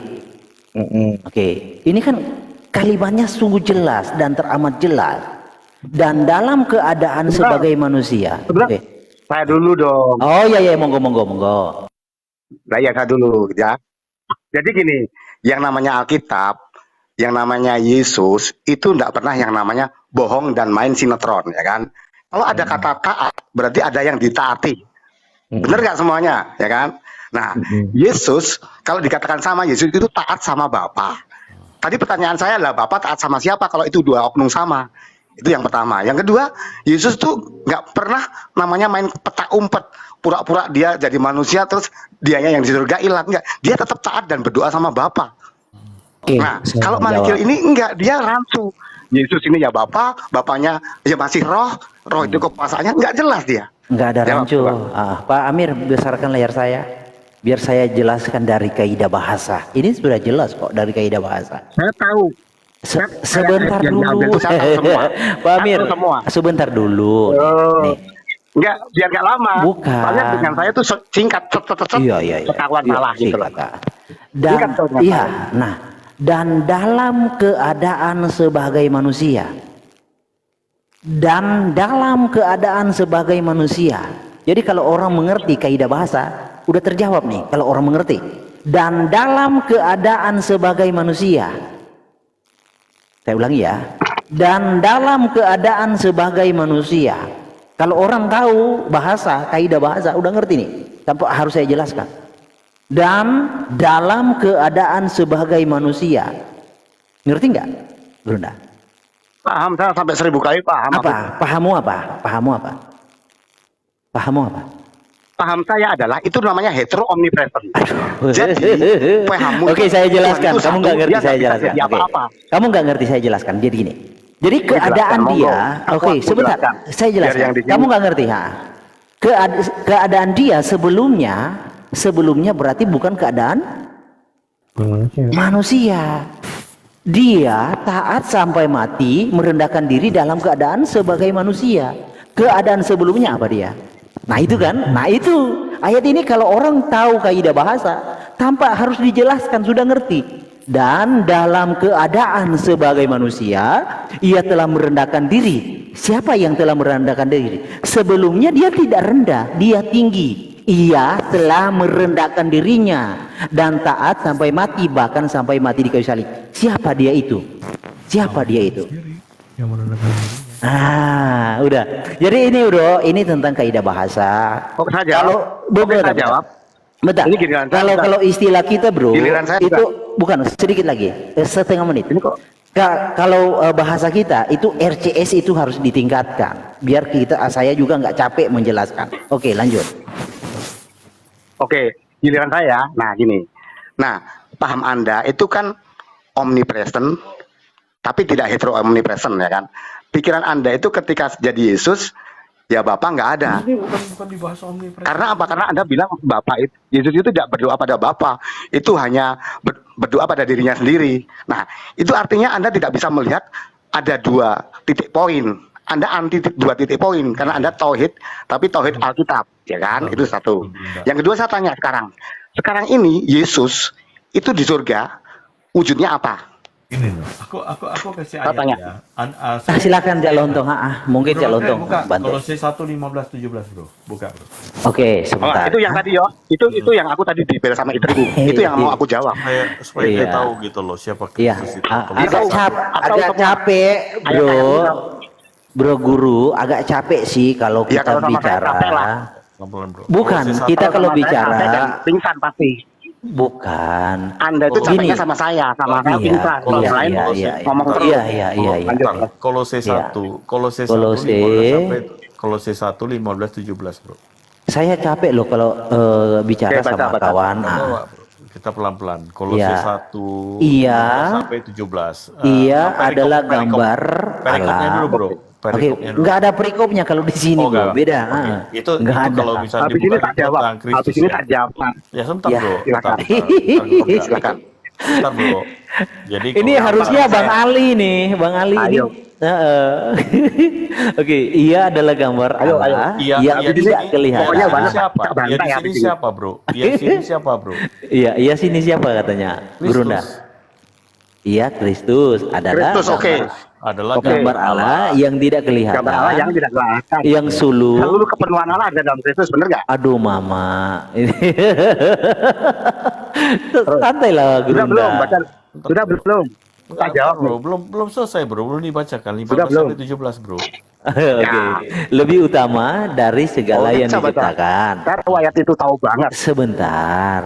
Karena di Saya dalam punya tulisan dialah. Paulus. Astagfirullah. Bang Ali mana? Aduh, Bang Ali amankan dulu ini Gurunda ini. Karena di dalam dia telah diciptakan segala sesuatu yang ada di sorga dan yang ada di bumi, yang kelihatan dan yang tidak kelihatan, baik singgasana maupun kerajaan, baik pemerintah maupun penguasa, segala sesuatu diciptakan oleh dia dan untuk dia. Ia ada terlebih dahulu dari segala sesuatu dan segala sesuatu ada di dalam dia. Lanjut, Cak Lontong. Sebentar, Oke, saya tanya udah. sebentar. Tak jawab, sudah. Oke. Saudara Edi, bentar. Gini. Saya boleh bertanya kepada Ya. saudara Malikil satu pertanyaan Ya, Pak. aja. Ya silakan bro, silakan. Pada saat Boleh. Yeshua itu berdoa, dia berdoa kepada Bapa atau berdoa kepada dirinya sendiri? Saya sudah jelaskan tadi monolog, bro. Ya, dijawab aja singkat. Iya, Ada- monolog jawabnya kepada dirinya sendiri. Oke, kepada dirinya Ya. sendiri. Nah, saya tak bilangi dalam ilmu hermeneutik dan eksegesis, saya kan bilang Yesus itu berfase. Nah, itu Paulus bilang itu Yesus dalam tubuh kemuliaan, tidak bilang tentang Yesus pada saat jadi anaknya Maria. Maka Anda belajar teologi dulu. Kalau Yesus bilang aku ada sebelum Abraham ada, itu bilang tentang praeksistensi, tidak ngomong tentang jadi anaknya Maria. Ada fasenya, bro. Nah, kelemahan kamu nggak ngerti fase. Lanjut, udah saya jawab. Fase Karena kalau itu. Kepada saudara-saudara Gini, Muslim sebentar dulu. Karena kalau katanya silakan. seluruh kealahan dapat. Gini. Oke. Gini, Oh, oke, belum. oke. Oh, Karena kalau udah. dikatakan seluruh kealahan ada pada Yesus, di ayat lain juga dikatakan seluruh kepenuhan Yesus ada pada tubuhnya, yaitu kita. Ya, itu ngomong tentang bahwa itu dalam tubuh kemuliaan, bukan pada saat jadi anaknya Maryam. Lanjut. Pak Amir naikin. Oh ya, gini ya, kalau kamu bicara tentang fase, ya, konsekuensi logis teologi fase, artinya Kristus itu pernah tidak jadi Tuhan, pernah tidak jadi Allah, itu loh. Jadi gini loh, bicara itu Kristus kau. bukan Allah. Emang Sebentar. Kristus bukan Allah.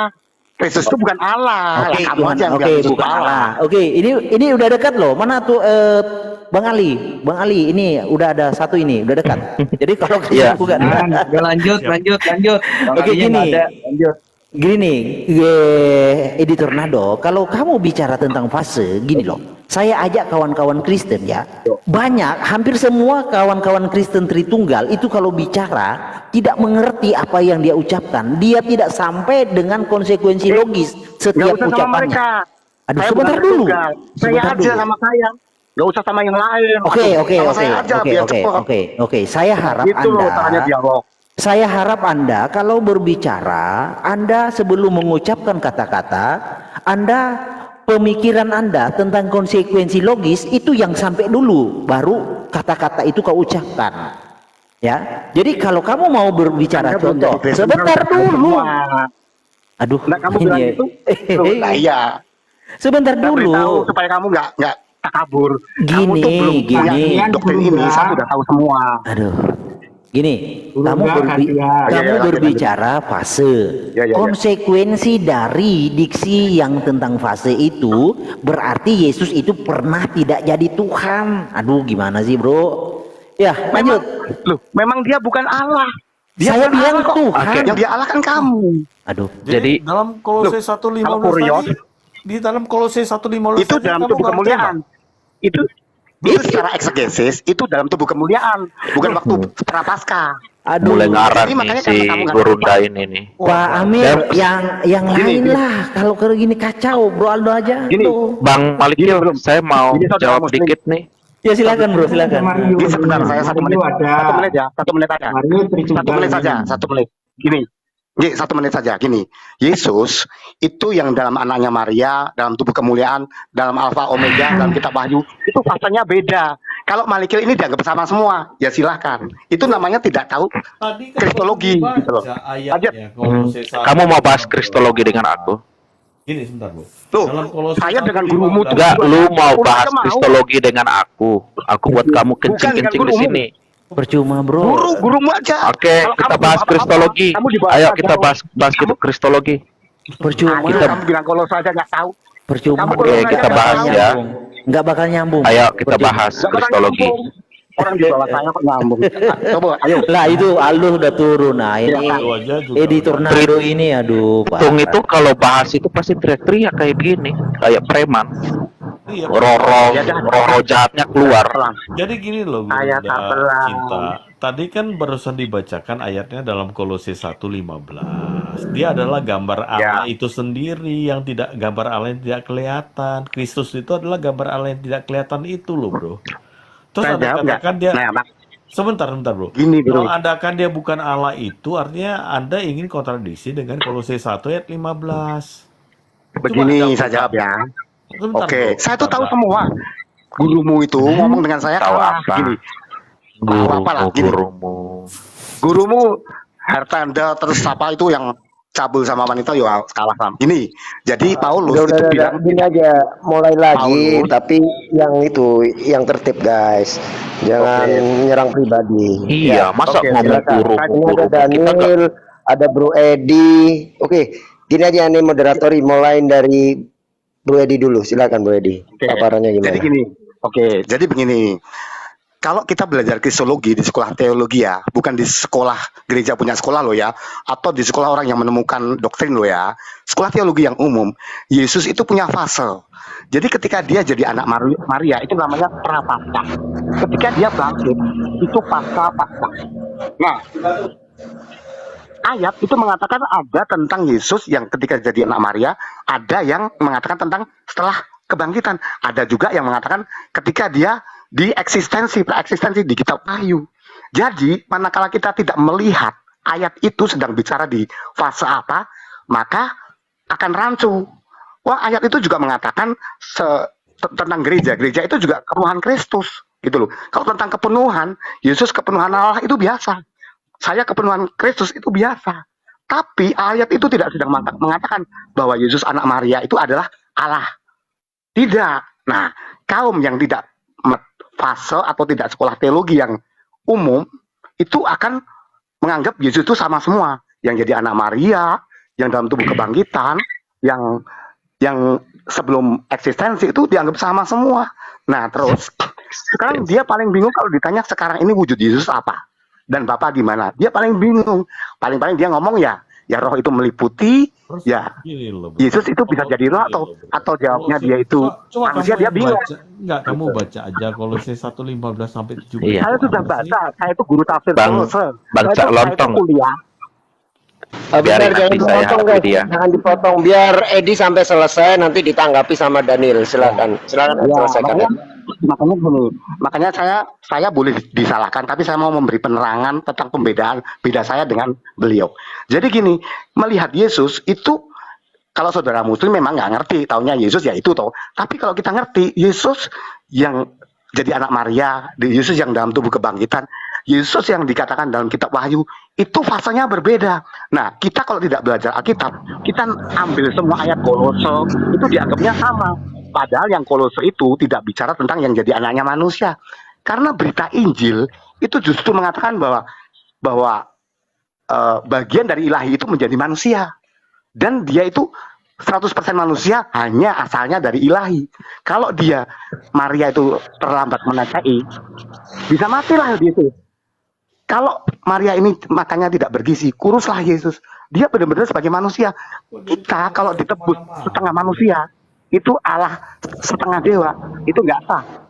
Makanya ketika fase sebelum kebangkitan itu adalah manusia sejati. Nah, yang dikatakan di Kolose yang disadur oleh saudara kita itu Yesus dalam kebangkitan dan dalam kekekalan, praeksistensi. yang dalam Bro, kekekalan gitu. aku mau nanya, Maria kurus nggak kurus karena Maria kurang makan tuh apa hubungannya, bro? Hubungannya adalah Yesus masuk sebagai alamiah. Anda kalau ibu Anda makannya tidak bergizi, Anda nggak sehat. Nah itu yang saya maksud bahwa Jadi artinya Yesus itu kalau benar-benar Jadi artinya dalam kalau kita kemanusiaan. katakan Yesus yang dilahirkan Maria yang kurus itu artinya Yesus yang nggak bergizi gitu. Bro, Cak Loh Lontong, iya, sorry, saya potong. Sebentar, Burunda. Ini Cak Lontong suara kecil, sorry. Nggak jelas gitu ya. Oke, bro. nah iya makanya gini loh. Iya, Cak, Makanya gini lanjut. saudara-saudara Muslim semua, yang dianut sama Herdi sama temannya ini, dia menganggap Yesus itu Nggak sangat usah super. kesimpulan dulu. Saya mau tanggapi kamu. Jangan banyak Loh, ngoceh, nggak jelas. Bentar, Saya mau gini, tanggapi dulu. bentar Daniel, saya gini nggak boleh aja. ngomong. Edi sama Daniel aja, yang lain coba di mute dulu ya. Oh ini Bro Daniel toh. Oh alah lu Iya. pernah ngomong sama gua lah. Oh ya ampun Daniel yang dulu. Ketemu lagi bro kita. Santai dulu Tak kira dong, siapa. bro. Ya, selesaikan dulu Ed, ayo Ed, biar ditanggapi sama Daniel nanti. Jadi gini. Silakan. Jadi Bro Daniel ini dari dulu kan sama saya kan nggak bisa jawab. Kalau Bapa itu sama dengan Yesus, Yesus taat dengan Bapa. Bapa taat dengan siapa? Dia dulu nggak bisa jawab satu. Terus dia ambil Nggak bisa Kolose. jawab. Kolose itu tidak bicara tentang Yesus yang anaknya Maria. Itu bicara tentang Yesus yang tubuh kemuliaan. Gitu loh. Itu kalau ngerti teologi. Kalau nggak ngerti ya saya sudah saya nggak. Bang nggak- Ben, nggak ini lanjut dari lagi. tadi diulang-ulang, Bang. Kata-kata yang tadi juga diulang-ulang. Pikir nggak Jadi perlu lagi. gimana Bro Edi? Apa udah selesai pemaparannya? Biar ditanggapi sama Daniel. Belum gini. Saya ini modelnya Oke, mendidik silakan. bang saudara Muslim supaya Anda tahu perbedaan saya dengan saudara Wanes. Jadi kalau Wanes itu melihat Yesus itu sama di dalam anaknya Maria, dalam tubuh kebangkitan, dalam kitab Wahyu itu sama, padahal berbeda. Kalau disamakan ya nanti akan rancu ayat-ayat itu. Nanti Maksudnya ada berapa Yesus berdoa pada Yesus? diri Jadi sendirilah. menurut Anda ada berapa Yesus, bro? Iya. Aku belum selesai, Anda mau Nggak terusin apa-apa, monggo. nggak. Anda jelaskan. Tolong jangan dipotong sampai Bro Edi selesai dulu. Tolong jangan dipotong. Mute Oke. ya Nah, teman-teman ya. Ya, nanti oke, jelaskan jadi ya ada berapa nah, Yesus ya. oke. Dia tanya ada berapa Yesus? Yesus itu satu. Saya nggak pernah bilang Yesus dua loh. Oke. Udah selesai. Silakan Anda. Terus Yesus yang dalam Kolose itu Yesus yang berbeda atau Yesus yang sama? Yesus yang sama yang tapi sudah dalam tubuh kemuliaan. Iya, tetapi Yesus itu sama nggak dalam Kolose 1:15 itu? Dia adalah gambar Allah yang Berbeda. tidak kelihatan itu. Beda dengan Berbeda. Yesus yang Yesus berbeda. Yesus yang dalam anak Maryam itu tidak bisa menembus. Dia masih dalam ruang dan waktu. Yang dalam jadi- tubuh kemuliaan itu mengatasi ruang dan waktu. Jadi artinya kamu mau mengatakan Kolose 1:15 berbicara dengan Yesus itu adalah gambar Allah itu berbeda dengan Yesus yang anak Maryam gitu. Betul, betul sekali. Anda Jadi artinya ada dua Yesus kan? Yesus kan satu. Loh, Yesus bagaimana satu tapi Anda berproses. katakan Yesus satu tapi berbeda? Yang mana? Ya karena kan gini, Anda pernah kecil nggak?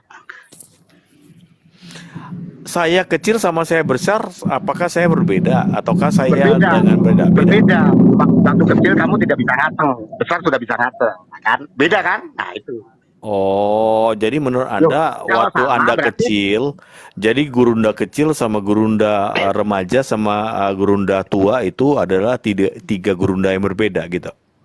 Tergantung Anda mandangnya gimana. Makanya saya Bentar, bilang. saya luruskan, saya paham maksud Edi gini Daniel. Jadi yang di Kolose itu adalah fase ketika sesudah kebangkitan, betul gitu kan Edi? Saya paham, Ya Pak. betul. Oh iya. Jadi Oke, gitu maksudnya. ringkas. Silakan Daniel. Ya. Ada teologi yang begitu bang. Oke. Tapi kalau Wanes nggak mandang begitu, sama semua gitu. Aman. Oke. Santai itu gampang. Iya. Jadi kan Dia berkata Tidak. ada tiga sosok. Jadi dia coba mengatakan ada tiga sosok Yesus. Sosok Iya, Bang. Yesus Saya yang paham, kecil, sosok Yesus yang besar, dan sudah sosok Yesus yang Betul. bangkit gitu Dia ya. Bro, masuk ya? dalam proses. Iya, Yesus iya. itu kan- Baik, saya tanggapi supaya jangan Oke. kelamaan, waktunya juga makin Justru berjalan. kamu yang kelamaan. Ayo. Buat. Iya, kalau kamu ngomong kan muter-muter situ, jadi saya penjelasan supaya orang paham. Mute Ya, Ed, ada di yang mute. muter-muter ngomong. Mute Berbicara Ed, tolong di mute Ed, biar ditanggapi Daniel. Mute ya. Silakan Daniel. ya itu berbicara tentang rupa. Di dalam bahasa Yunaninya itu morphe, dan di dalam bahasa Ibraninya itu pane, wajah. Nah, rupa itu yang kamu bilang dilihat berbeda. Makanya di Filipi 2 itu yang walaupun dalam rupa Allah, ya kan, mengambil rupa seorang hamba. Di situ bukan eksistensi yang berubah. Jadi kamu harus paham.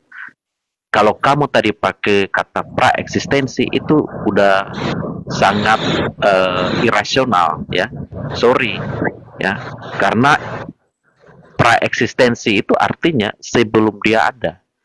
Kalau kata yang pas atau kata yang pantas itu harusnya pra-inkarnasi, sebelum menjadi daging itu, atau sebelum menjadi manusia. Itu pra-inkarnasi, bukan pra-eksistensi. Nah, jadi eksistensi di situ adalah Allah itu sendiri. Morpe atau rupa itu yang kamu bilang bisa berbeda, kayak kamu kasih contoh dari anak kecil sampai dewasa itu kan wajahnya berubah. Itu bentuk tubuhnya pun mengalami pertumbuhan. Tetapi siapakah yang tumbuh besar itu tetap si A, si B. Si B tidak bisa menjadi si C. Si B ya tetap si B sekalipun dia tumbuh besar. Gitu, Bang. Jadi lagi-lagi kalau berbicara eksistensi, dia bukan berbicara tentang wujud, ya. Sorry, dia bukan berbicara tentang bentuk, ya, atau rupa yang materi itu yang bisa diindrawi. Nah, misalnya di Perjanjian Lama, Tuhan datang dalam tiang awan, tiang api. Ada dua bentuk, kan? Tiang awan dan tiang api. Tetapi apakah itu dua Tuhan yang berbeda? Kan tidak. Itu cuma satu Tuhan yang morpenya atau rupanya bisa dilihat berbeda. Gitu. Demikian pun ketika dia datang dalam rupa manusia, eksistensi Tuhan itu tetap satu, tetapi rupa di situ yang berbeda, Bang. Gitu. Oke. Tapi kalau Sudah? sebentar, yang soal tembus tembok lagi. Yesus sebelum, kan tadi dibilang, oh kalau Yesus bangkit itu sudah berbeda, bisa tembus tembok. Sebelum bangkit belum bisa. Siapa bilang? Sebelum dia disalibkan, ya, dia jalan di atas air. Bahkan ketika orang hendak menangkap dia, tiba-tiba dia menghilang. Artinya tidak ada perbedaan, baik ya kuasa, ya, dalam hal kuasa tidak ada perbedaan antara sebelum dia sebelum dia mati dan bangkit dan sesudah dia bangkit, itu sama aja, kuasanya tetap gitu, nggak ada perubahan. Sudah? Oke, berarti saya tangkap bahwa Anda melihat Yesus yang prapaskah dan pasca-paskah sama. Oke, saya skip ya. Jadi saya nggak akan bantah karena Anda ngomong dengan pelan dan jelas. Pertanyaan saya dua. Ketika ada Yesus di bumi yang Anda bilang morpo itu tadi. Nah, Bapa yang di surga itu apa tetap ada atau ada perubahan dikit atau Bapa itu turun ke bumi? Apa ada Yesus, ada Bapa? Sama. Itu satu. Jawab dulu. Oke. Allah itu maha hadir. Jadi ya, Allah itu yang datang dalam rupa manusia itu Allah yang sama. Bukan dua pribadi yang berbeda. Ya, enggak, pertanyaan saya gini, waktu ada Yesus di bumi, Bapa di surga itu tetap ada seperti semula atau ada perubahan gitu? Ya, ada perubahan. Allah itu roh. Oke, berarti tidak terbatas dia. Berarti ada roh yang disembah sama umat Israel dan ada Yesus di bumi, ya, berarti ya. Anda oke itu ya, oke. Terus ketika Yesus berdoa pada Allah yang roh itu, berarti benar-benar berdoa dong, ya kan? Karena Allah tetap di sana, ya kan? Oke, berarti dia oke, baik. Jawabannya baik. Jadi sekali. Nggak beda kalau kita sama ya, nggak beda, nggak ada dialog. Berarti Yesus di Taman Getsemani itu benar-benar berdoa pada Allah Bapa, benar, nggak ada perbedaan kita, oke. Tapi itu Yesus yang maksudnya yang di sorga itu tetap dirinya juga. Nah, bukan, itu bukan seolah-olah dua pribadi yang berbeda. Oh, berarti sama. Yesus iya, dengan Bapa yang di sorga itu pribadi yang sama, bukan pribadi yang berbeda. Kalau itu pribadi yang sama, saya mau tanya, Yesus itu taat sama Bapa di bumi. Nah, Bapa taat sama siapa? Kalau itu sama. Nah, kalau berbicara taat, taat akan apa? Taat akan yang di atasnya. Yesus taat sama Oke, Bapa. taat Dia akan mentaati. apa?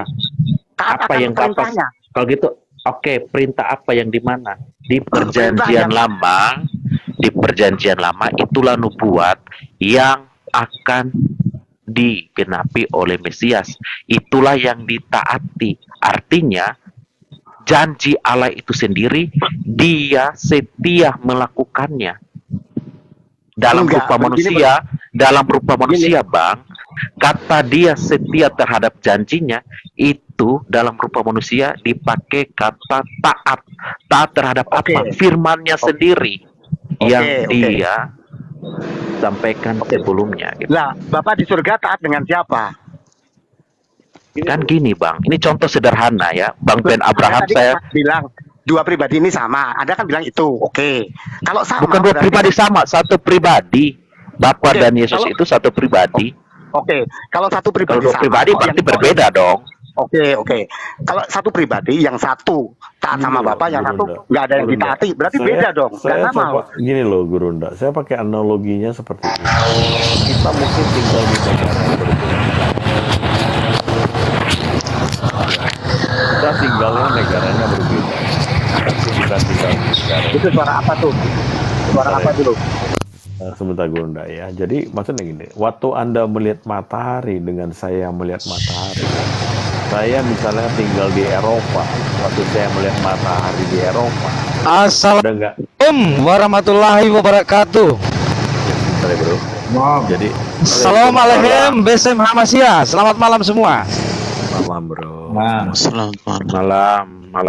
Jadi gini loh, Gurunda cinta tinggal di Indonesia, lihat matahari di Indonesia, dengan saya tinggal di Eropa, lihat matahari di Eropa. Apakah matahari yang saya lihat itu dengan Gurunda lihat yang di itu, mataharinya ada berapa bro?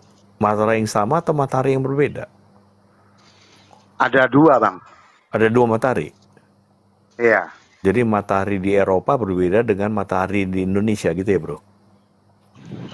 Beda. Oh beda. Karena matahari yang di sini ini ada AC-nya. Banyak diskon lagi. Jadi gitu.